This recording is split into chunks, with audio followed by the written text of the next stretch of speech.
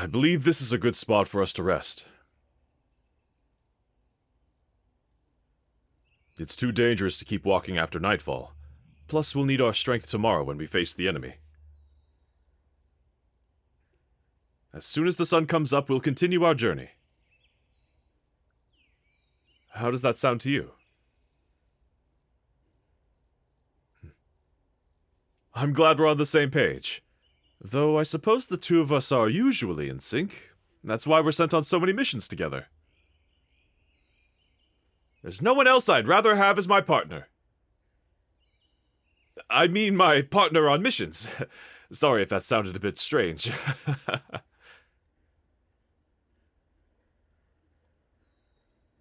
Unfortunately, it won't be the most comfortable sleeping here in the forest. It's too bad there aren't any villages nearby. That's true. The ground is quite soft and mossy in this area. It could be worse. I can always count on you to be optimistic. We can rest right here, at the foot of this hill. This steep slope will block any danger from one direction. And there are plenty of trees and rocks to keep us from being spotted. Just in case, I'll stay up and keep watch. You can go ahead and get comfortable. I'm sure you're tired after such a long day.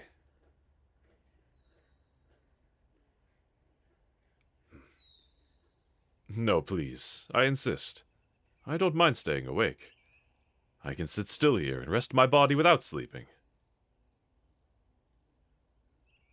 I wouldn't want a demon to creep up on us while we're both unconscious.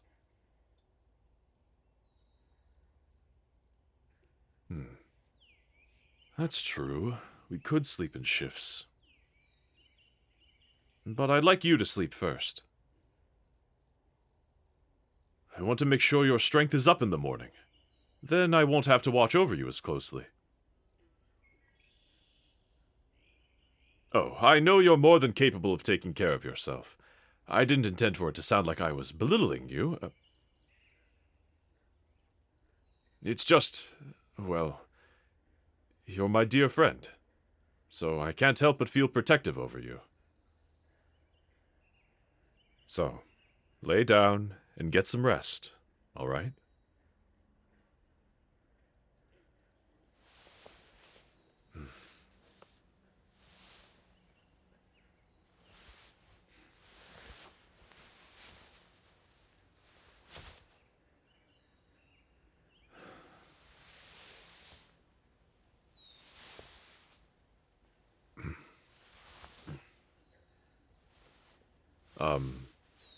May I ask if you always have this much trouble sleeping? I see. I'm sorry to hear that. I had no idea it was something you struggled with. There are times when I, too, find it difficult to ease into a peaceful slumber. After long days of training or fighting for one's life, it's hard to switch into a relaxed state. I'm sure sleeping on the ground isn't making it any easier for you. Here, take my haori and use it as a blanket. Maybe this will help a little bit.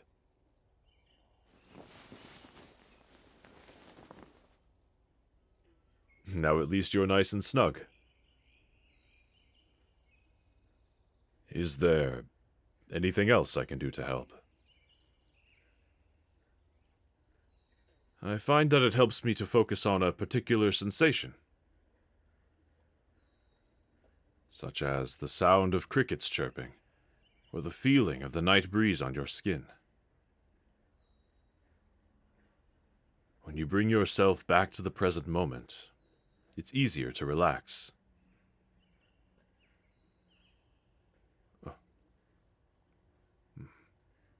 You find the sound of my voice relaxing? Well, I suppose listening to someone talk is a great way to stay in the present moment. No, it wasn't a strange thing to say at all. I was just surprised you enjoy my voice so much. That's all.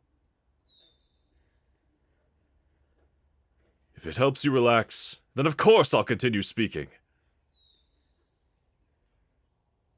Would you like me to talk about anything in particular?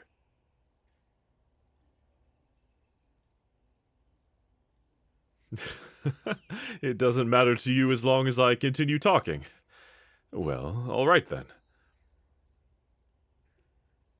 In that case, maybe I could tell you a story to get your mind off of things. My mind immediately goes to events from my childhood. Have I ever told you about my mother? She was one of the kindest women I've known. She would have loved you. I was quite young when she passed, and Senjuro was just a newborn. I'm sorry. I didn't mean to bring up something that saddens you. But when I think of my mother, I feel very warm inside. I have nothing but happy memories of my time spent with her. She was very fond of me and my brother. Even today, I know she watches over us. I believe she taught me to have a strong and cheerful spirit. I can see that optimism and warmth in you, too. That's why I'm certain you would have bonded with her. Anyways, after losing her, Senjuro and I became very close. I did my best to watch over him as he grew up. We always had each other. I'm very grateful to have grown up with such a kind-hearted brother. I remember sometimes we would stay up late, much later than Father would have approved of. On cool nights like this one, I'd gently shake Senjuro awake and we'd crawl quietly outside, to the porch. We'd do our best not to let any of the wooden boards creak underneath us. Senjuro was so worried someone would catch us. We'd sit outside under the stars and light a small lantern. And we'd spend hours reading together. Well, usually I was the one reading out loud to Senjuro. Occasionally, I'd encourage him to read some pages too. We'd go through any books we could get a hold of. Even if Senjuro decided to follow the family tradition of being a demon slayer, I wanted him to be equipped with other skills. Besides, I had noticed he'd taken a liking to books. It's too bad I don't have a book or two with me now. I could read to you in the same way.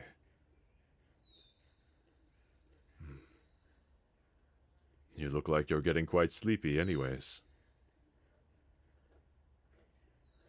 Please, let yourself rest as much as possible. It makes me happy to know I can help, even if just a little bit. The Haori's slipping off your shoulders a bit. Let me fix it.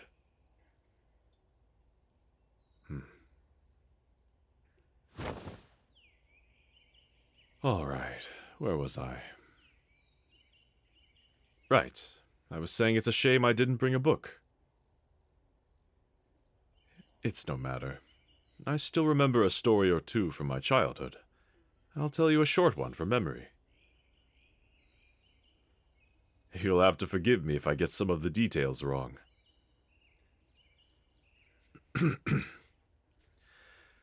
Let's see. In this story, there were two old men. One is very kind and honest, and the other is very cold-hearted. Their names I do not remember, but the two men were neighbors. One night, the kind old man dreams of receiving a blessing from the sky. Believing the dream to be a prophecy, he excitedly tells his neighbor.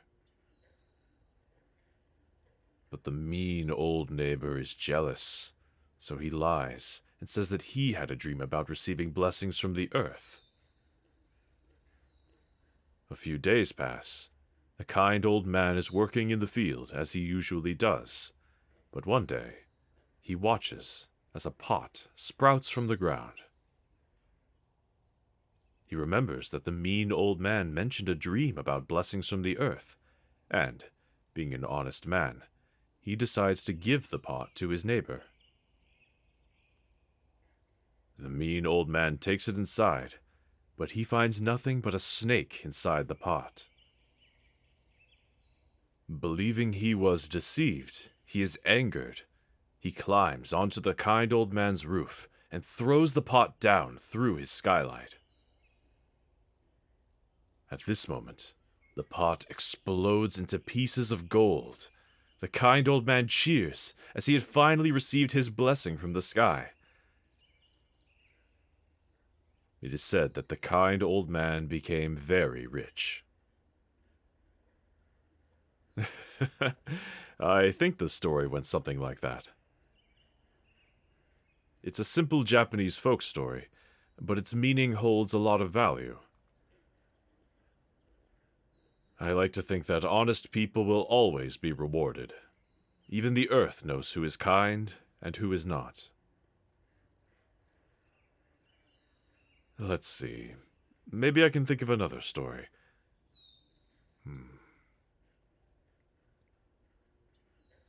Oh. It looks like you've finally fallen asleep. I'm glad. I'll keep talking for just a bit longer, to make sure that you're sleeping well. You look so peaceful with your eyes closed, snuggling under my haori.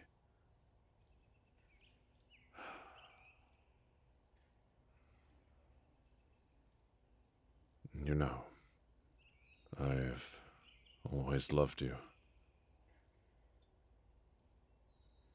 I know you can't hear me right now, but I wanted to say it. I love being your partner on missions, and I love being around you in general. There's no one else who lights me up inside the way you do. The only thing that makes my courage falter a little bit is when I imagine something happening to you. That's why I look out for you, even though I know how strong you are. I want to take care of you. We've always made a great team. I'd really like it if we could be a team for the rest of our lives. One of these days, I'll gather the courage to tell you all of this when you're awake. You deserve a proper confession.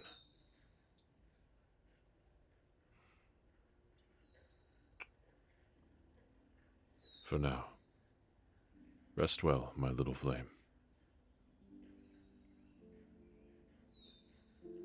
I'll stay by your side throughout the night.